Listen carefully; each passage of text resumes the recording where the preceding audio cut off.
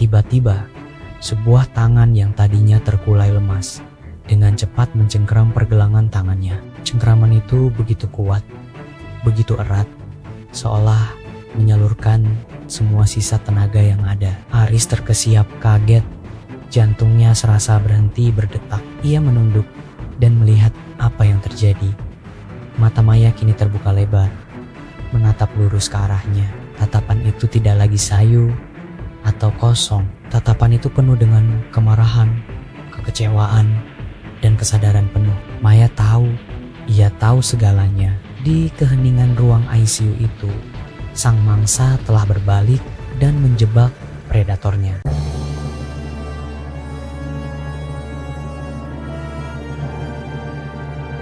Jantung Maya berdegup kencang, seolah baru saja menyelesaikan lari maraton. Matanya yang selama ini terpejam rapat, perlahan terbuka. Hal pertama yang menyambutnya adalah lenggit-lenggit putih rumah sakit yang steril. Tapi yang membuatnya terkesiap bukan itu. Di samping tempat tidurnya, duduk sosok yang selama ini menghantui mimpi buruknya, Aris. Senyum pria itu merekah, tapi di mata Maya, senyum itu adalah topeng iblis. Memori kecelakaan itu kembali menghantamnya seperti gelombang pasang, rem yang blong, mobil yang meluncur tak terkendali, dan wajah panik Aris sesaat sebelum semuanya menjadi gelap.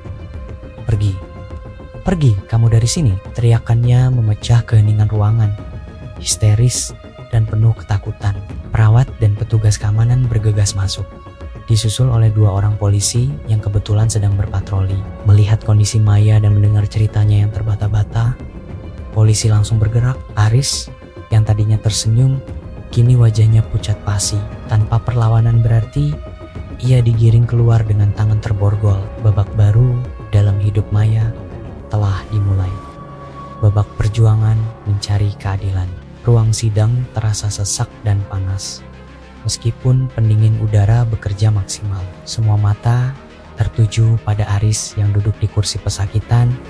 Wajahnya tertunduk lesu. Di seberangnya, Maya duduk dengan tegar di kursi saksi, ditemani oleh pengacara yang handal. Jaksa penuntut umum membeberkan bukti-bukti yang memberatkan. Hasil investigasi tim forensik menunjukkan dengan jelas rem mobil yang dikendarai Maya telah disabotase. Selang minyak rem dipotong dengan sengaja, bukan aus karena pemakaian. Kesaksian Maya menjadi senjata utama. Dengan suara bergetar namun tegas, ia menceritakan kronologi sebelum kecelakaan. Bagaimana Aris bersikeras memintanya menggunakan mobil itu untuk pergi keluar kota sendirian dengan alasan mobilnya sendiri sedang di bengkel.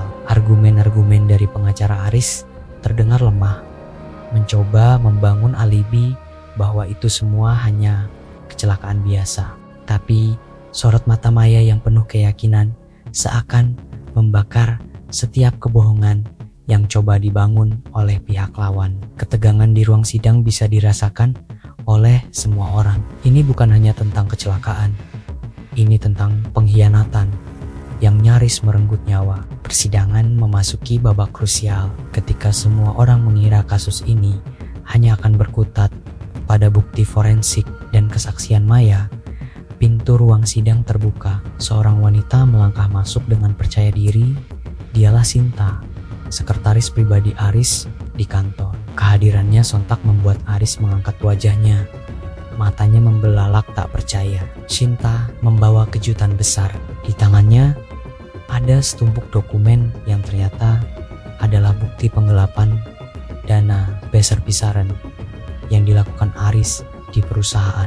Motif percobaan pembunuhan itu pun menjadi semakin jelas. Aris ingin menyingkirkan Maya yang mulai mencurigai gaya hidupnya yang mewah dan tidak sesuai dengan pendapatan resminya. Bukan hanya itu, Sinta juga menyerahkan sebuah flash disk kepada jaksa. Isinya adalah rekaman CCTV dari area parkir kantor beberapa hari sebelum kecelakaan. Rekaman itu dengan jelas memperlihatkan sosok Aris yang sedang berjongkok di dekat ban mobil Maya. melakukan sabotase di malam hari. Suara bisik-bisik langsung memenuhi ruang sidang. Pengacara Aris terdiam, kehabisan kata-kata. Bukti ini adalah paku terakhir untuk peti mati kebohongan Aris. Palu hakim diketuk 3 kali. Suaranya menggema di seluruh penjuru ruang sidang, menandakan akhir dari drama panjang ini. Terdakwa Aris terbukti secara sah dan meyakinkan melakukan tindak pidana percobaan pembunuhan berencana dan penggelapan dana, menjatuhkan hukuman penjara seumur hidup. Wajah Aris langsung pucat seperti mayat. Ia merosot di kursinya, seolah seluruh tulang di tubuhnya telah diloloskan. Pandangannya kosong, menatap ke depan tanpa arti. Para penjaga kemudian membawanya pergi. Langkahnya gontai menuju takdirnya yang baru, di balik jeruji besi yang dingin. Di sisi lain ruangan, Maya menghela napas panjang, napas kelegaan yang selama ini tertahan di dadanya. Air mata mulai mengalir di pipinya. Tapi kali ini bukan air mata kesedihan, melainkan air mata kelegaan dan kemenangan. Keadilan telah ditegakkan. Hantu masa lalu yang selama ini membelenggunya akhirnya telah dikurung selamanya. Ia menoleh ke arah Sinta. Mereka saling berpandangan dan mengangguk. Sebuah isyarat tanpa kata yang penuh makna. Mentari sore mulai condong ke ufuk barat, melukis langit dengan warna jingga keemasan di sebuah tempat bernama Puncak Senja yang terkenal dengan pemandangannya yang menakjubkan ke arah jurang dan lembah di bawahnya. Maya dan Sinta berdiri berdampingan. Angin sepoi-sepoi menerbangkan rambut mereka. Di tangan Maya ada sebuah kotak kecil berisi barang-barang peninggalan Aris. Sebuah cincin kawin, beberapa foto lama, dan kenangan pahit lainnya. Di tangan Sinta ada sebuah map berisi surat pengunduran dirinya dan semua hal yang mengikatnya pada masa lalu yang kelam. Di perusahaan itu, mereka saling berpandangan sejenak. Senyum tulus terukir di bibir keduanya. Tanpa aba-aba, mereka bersama-sama melemparkan benda-benda itu ke dalam jurang yang dalam. Benda-benda itu melayang sejenak di udara sebelum akhirnya ditelan oleh kedalaman lembah. Itu adalah sebuah ritual simbolis. Mereka tidak hanya membuang benda mati, tapi juga membuang semua beban, sakit hati, dan pengkhianatan. Mereka membuang masa lalu untuk menyambut masa depan yang baru. Lembaran hidup yang bersih dan penuh harapan. Matahari terbenam menandai akhir dari sebuah babak dan awal dari babak yang baru, babak kebebasan sejati. Terima kasih sudah menonton kisah ini. Jangan lupa untuk subscribe dan nyalakan lonceng notifikasinya agar tidak ketinggalan cerita-cerita inspiratif lainnya. Sampai jumpa di video berikutnya.